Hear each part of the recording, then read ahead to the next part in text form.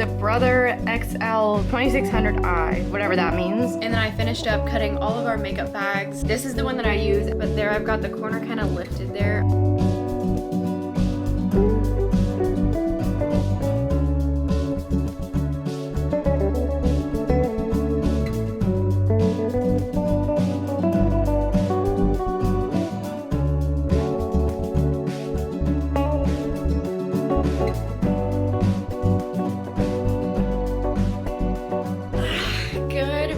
Everybody, just letting you know this coffee is, oh my god, so good today. I don't know what I did, but it's really good. Aside from that, welcome back to my channel. I am looking, I mean, like, I need a hat or I need to just like go shower, but I'm gonna work out later in like 2 hours, so I don't want to shower now because I'm gonna shower after that. And that might be gross and you can disagree with me there, that's totally fine. But this morning I got a little bit done. I started cutting all my fabrics for my pencil cases that I'm like gonna try and bulk make. So prep, there we go. I'm gonna bulk prep a whole bunch of products because I'm planning to do, drumroll please, farmers markets just in Lincoln, Nebraska, the downtown Haymarket one on Saturdays. But that means that if I'm gonna do it like every week, I'm not gonna have time to like prep a whole bunch of stuff for markets and do online orders. So I thought I'd just start now. As you saw, I have all those fabrics cut. I quilted all of those yesterday, which took forever. I think that's like the biggest part of making one of my items is quilting the item. I did all that already and maybe I'll work on some of those today. I also cut out my makeup bags. I quilted those yesterday as well because I have a whole bunch of makeup bag orders that need to get out. But yeah, I started on a couple orders, just like picking fabrics and setting them out so that I know what I need to do today. But when I was debating filming today, because I honestly was debating it this morning, I'm like, do I film, do I not? I don't really have that interesting of a day. I remembered this TikTok that I saved for you guys, and it just accurately depicts what it's like to make content, not even just like be a small business, but like to make content. Post 3 times a day. Post once and let it breathe. Be consistent. Find your niche. Time of day doesn't matter. Box yourself in. Your voice matters. No one cares what you have to say. Have a bunch of videos stored in your drafts. When am I gonna have time to make it? I'm out of ideas. So overwhelmed. Be creative. Keep going. And that is just scratching the surface. Like, if you make content, you can 100% relate to that. Yeah, I don't know. It's so hard to know what to do. And kind of like what I said in my last video, I get like this paralysis where I cannot create content because I just like stop myself for some reason. So today we're just gonna like chill out, work together, and kind of show you the behind the scenes of my business. I also showed you guys my Notion kind of a little bit earlier in that like B-roll. I do have that whole Notion template published on my Etsy shop. If you want to use the same Notion template as me, I made it as a template. You can purchase it so that you can run your own small business the same way that I do in Notion. So like this is what it looks like. It looks the exact same as my own Notion template, or like the same one that I use. But everything is blank, so there's no data shared or like anything like that.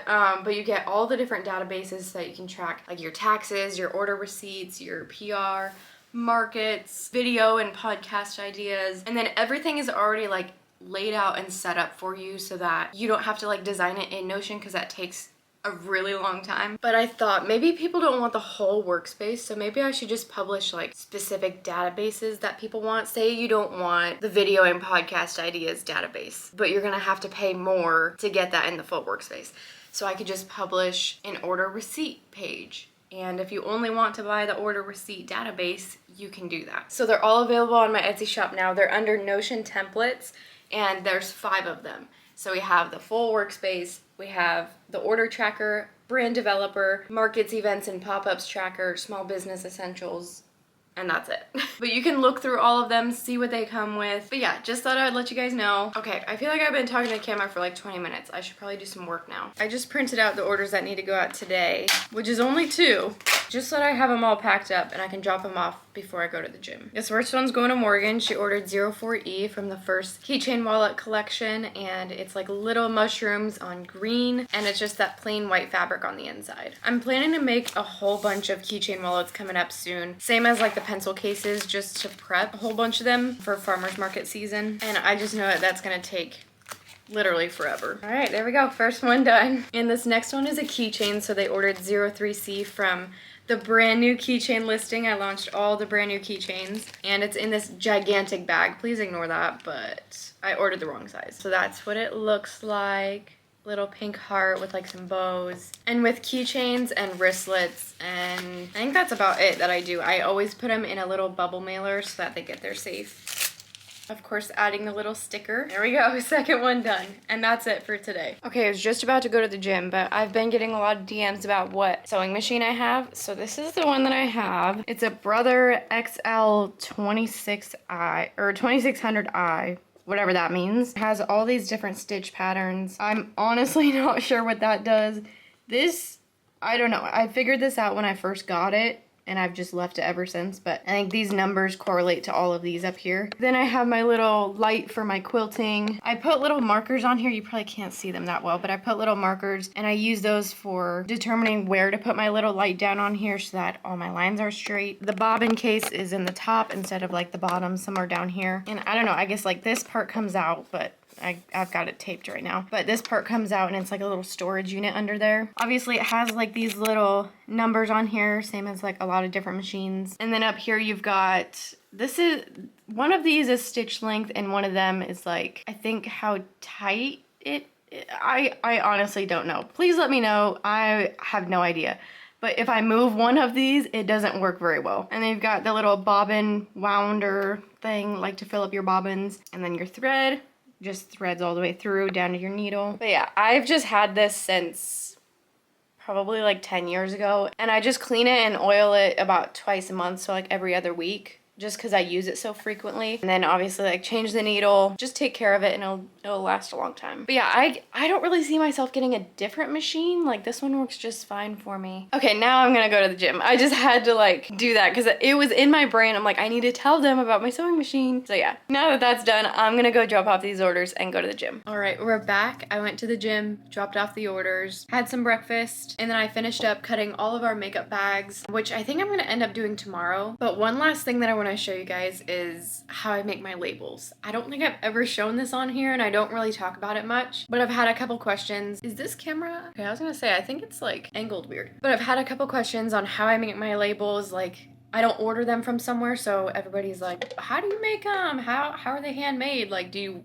write on them? Like, how do you do that? So I'm gonna show you today. Also, have no idea when this Alani came out. It's called Orange Kiss, and I think this is the best one. Anyways, first thing we have to do is print out all the labels. And in order to do that, I create a PDF of all my labels. So this gets kind of confusing, but in Canva, which is like the design software that I use for a ton of my like journals and bookmarks and basically my social media, I design a 2x3 inch. It's either like, or it's like 1.5 by 3 or 1.5 by 2 or something like that. However big you want your label to be, you're gonna design your label in Canva, and you can like customize what the size is in there. And so you're gonna do like 1.5 inches by 2 inches. And then in there, you're just gonna make one label, and then you're gonna download that label, open Word, start a blank document, insert that one, and then copy and paste it multiple times so you have an entire sheet, and then download that as a PDF. And on here, I also added a border. I didn't do that in Canva, but I just did it in Word. You can add borders to images. So I just added a thick border so that I know where to cut when I'm cutting them out of the fabric. So that's the first part, and then just save this to your computer, save it somewhere safe so that you have it every single time. And we're gonna go ahead and print this on a printer. And this part's very important. I use specific paper, so it's a transfer paper, so that you can print it out onto here and then iron it onto fabric and it'll stick. So you don't just want to print it onto regular paper. That's not going to work. This is the one that I use. I'll link it in my Amazon storefront, but it's called Trans Our Dream True Heat Transfer Paper. I used to use a different brand that I got from Hobby Lobby, and it worked great for like 2 months, and then it just stopped working. I don't know. It got like stuck under the sewing machine when I was trying to sew. It got like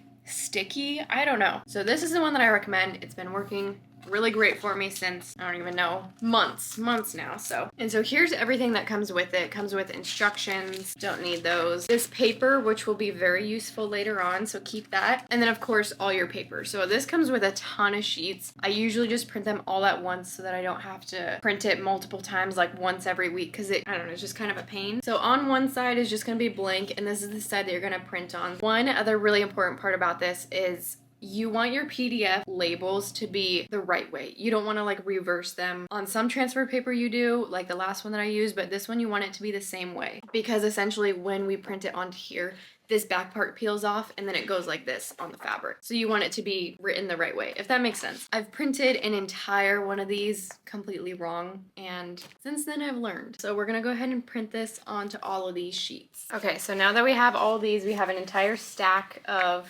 just our labels. We're gonna take each one and cut around the entire outside because essentially this whole thing peels off and I don't want to waste fabric just having this blank part on it, and so I want to cut it off because I don't want to waste fabric. So just kind of like that. Like I'm trying to cut as much of that black part off that I can so that I don't have to cut that off later on the fabric. And I'm just going to do that all the way around for all 15 sheets. And now something else that I should mention is I've never tried to order labels from somewhere. There's plenty of places online that you can upload a file and they'll print it and cut it and everything for you, ship it to you, and you don't even have to worry about it. The reason why I've never done that is because they're so expensive. And I've also heard that some of them can be really low quality. I just stick to what I know at this point. I don't mind that they're just, you know, like black font on just a regular fabric. Like I like that about my product. It hasn't changed since the start, and I think it's something that I'll keep going for a long time. And if I'm being honest, like this doesn't take a lot of time. Like you might as well just do this in the long run. And the amount of labels that you get for the price, I forget how much. I want to say each paper is like $1. Like each one of these papers, and it comes with 15. I want to say it's like 15 bucks. If I'm wrong there, I'll insert the price. But I just get so many DMs and comments and questions asking how I make my labels. Well, actually, I get questions about where I get my labels, and then I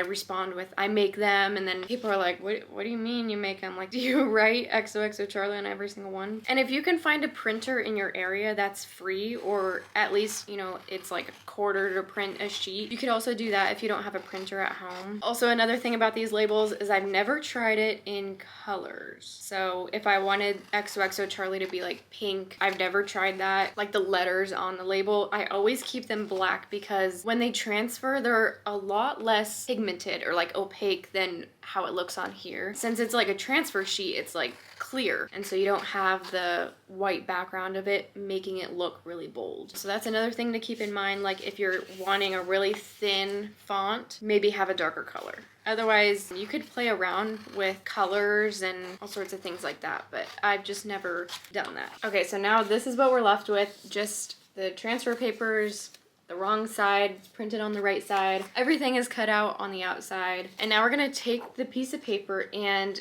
the two sides separate from each other. So you just gotta like pull on the corner a little bit, and it's very, very thin, the transfer paper is. So be very careful. But there, I've got the corner kind of lifted there. I don't know if you can see that. And I'm just gonna pull off the transfer paper from the backing. And then this very flimsy piece is what you're left with, and this is what we're gonna put on our fabric. Okay, now as far as fabric, I like to use cotton, and I just use a plain white. Otherwise, if you use like a tan, that shows from the transfer paper, like whatever you put behind it is gonna show through the transfer paper. And so pick either like a neutral color, or if you want it to be like blue or pink or something, you can do one of those. But I always like a cotton fabric, nothing special. And I'm just gonna set my iron to the cotton level. I think it says in the instructions like what you're supposed to set it to, but I always just do whatever my fabric is recommended as. And we're just gonna completely open up the fabric so that the two sides are no longer touching. And you just wanna kind of drape it over your iron like this, or your ironing board. So we have it kind of draped here, and we can just like move it up as we need to once we iron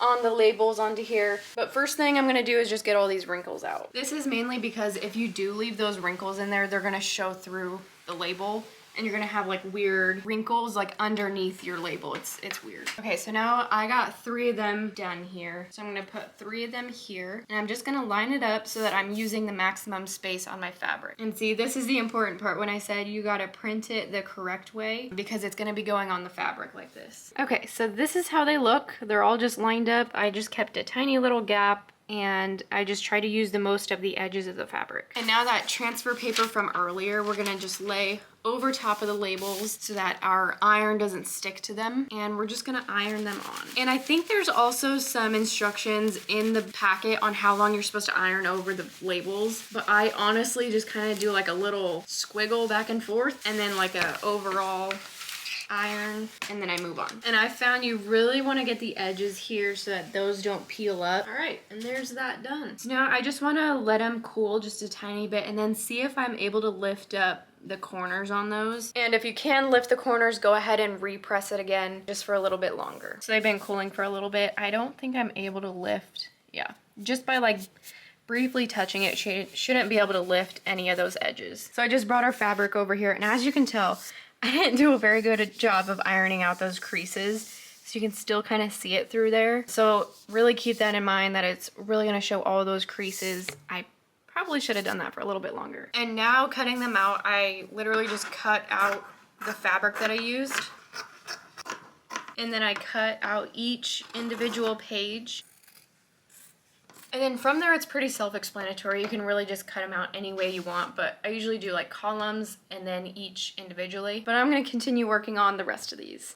It's like a while later. I've been editing my video for tomorrow and just making sure that everything looks good. And I'm just exporting that now, and I feel like that's all I'm gonna be doing today is just editing. So I think that's it for this vlog. But I hope this video was helpful for those of you that want to make their own labels. Once again, those labels will be linked in my Amazon storefront, so you can shop on there and make sure you get the right ones. But other than that, I'm gonna keep on editing. I'm gonna probably edit this video, and I'll see you guys in the next one. Bye.